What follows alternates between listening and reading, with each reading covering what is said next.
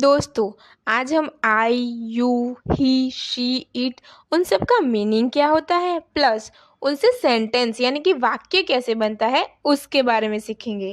दोस्तों, वीडियो शुरू करने से पहले हमारा चैनल को सब्सक्राइब ज़रूर कर दे। आई एम अ बॉय, मैं एक लड़का हूँ। आई मतलब कि मैं, आई एम अ बॉय, मैं एक लड़का हूँ। फिर अगर दूसरा सेंटेंस देखें तो आई एम अ गर्ल, मैं एक लड़की हूँ।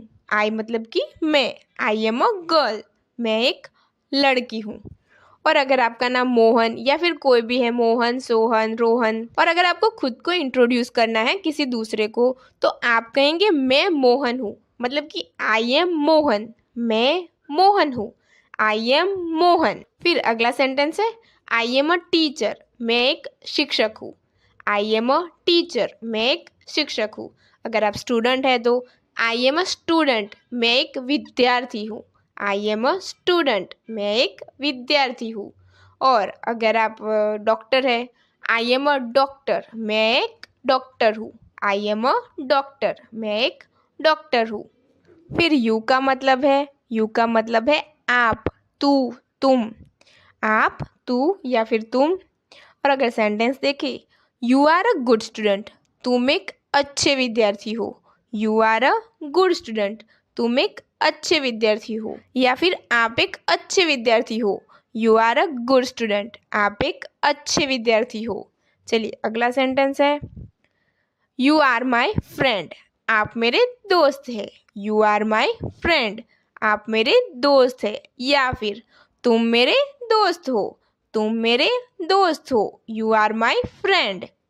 अब ही का मतलब होता है वह, ही यानी वह। ही कब यूज़ होता है? ही लड़के के लिए मतलब कि बॉय के लिए, मेल के लिए मतलब कि आदमी के लिए ही होता है। और अगर सेंटेंस देखें तो he is a nice boy, वह एक अच्छा लड़का है। He is a nice boy, वह एक अच्छा लड़का है। अब आगे देखते हैं ही हैज़ टू फोन्स, उसके पास दो फ़ोन है। ही हैज़ टू फोन्स, उसके पास दो फ़ोन है। अब शी का मीनिंग होगा वह, शी यानी वह। शी यूज़ होता है लड़की के लिए, गर्ल के लिए या फिर औरत यानी कि फीमेल के लिए यूज़ होता है।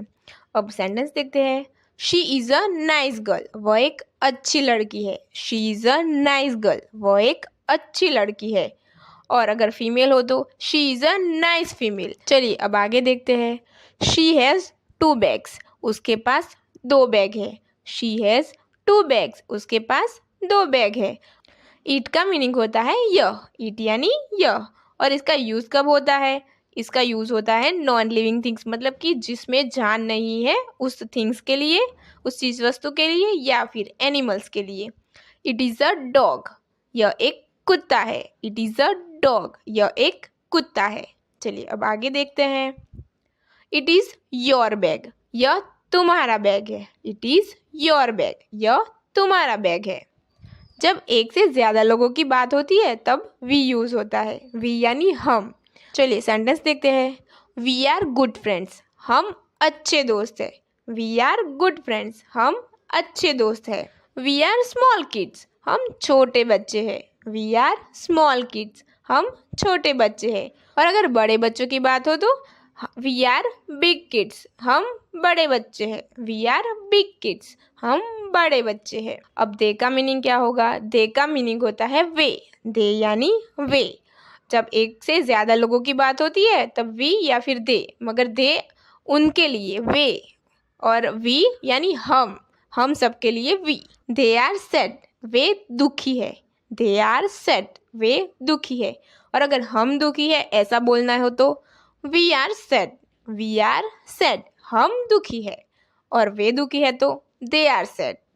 दे हैव बिग कार, उनके पास बड़ी कार है। दे हैव बिग कार, उनके पास बड़ी कार है। और अगर ऐसा बोलना है कि हमारे पास बड़ी कार है तो we have big car, we have big car, हमारे पास बड़ी कार है।